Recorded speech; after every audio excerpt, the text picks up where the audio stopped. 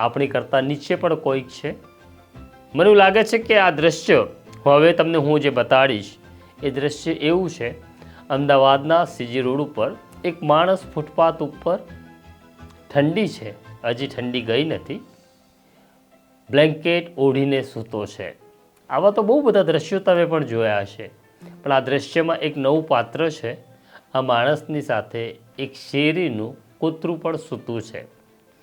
કૂતરાને પણ ઠંડી લાગે છે, પણ આ માણસ જે રસ્તા ઉપર ફૂટપાથ ઉપર સૂઈ રહ્યો છે તેણે થોડીક જગ્યા આ કૂતરાને પણ કરી આપી બ્લેન્કેટ ઉપર સૂવાની. આ દ્રશ્ય જોયું ત્યારે બે વસ્તુ મને સમજાઈ. મને લાગ્યું કે ઈશ્વરે મને ઘણું આપ્યું છે, ઈશ્વરે મારા માથે છત આપી છે, ઈશ્વરે ઠંડીથી બચવાની મારી માટે વ્યવસ્થા કરી છે, છતાં મને એવું કેમ લાગે છે કે આ ઓછું છે? મને લાગ્યું આ માણસને જોયા પછી કે ઈશ્વરે મને ઘણો ધનવાન બનાવ્યો છે. પણ જ્યારે પેલું કૂતરાવાળી વાત આવી, કૂતરાને પણ તેણે સમાવી લીધું હતું પોતાના બ્લેન્કેટમાં, ત્યારે લાગ્યું ખરેખર આ માણસ મારા કરતાં પણ ધનવાન છે. તેની પાસે કંઈ નથી, છતાં તેણે પોતાનો થોડોક બ્લેન્કેટનો હિસ્સો આ કૂતરાને પણ આપ્યો અને કૂતરાને પણ કહ્યું હશે કે ચાલ સૂઈ જા તું મારી સાથે, તું પણ ઠંડીથી કદાચ બચી જઈશ.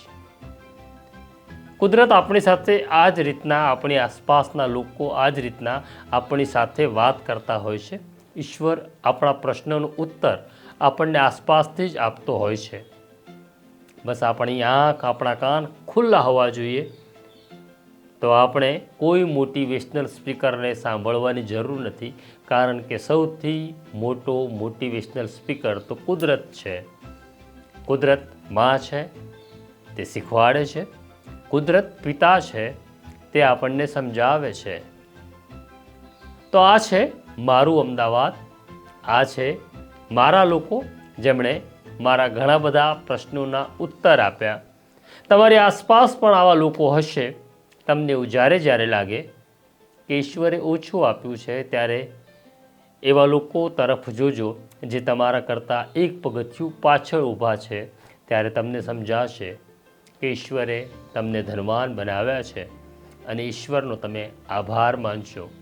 ઈશ્વર પાસે માગનારની તો કતાર છે, પણ ઈશ્વરનો આભાર માનવાનું તમે શરૂ કરશો તો મને એવું લાગે છે કે કતારમાં તમે પહેલાં હશો, કારણ કે ઈશ્વરને નો જે આભાર માને છે, ઈશ્વર તેને VIP કતારમાં ઊભો રાખે છે.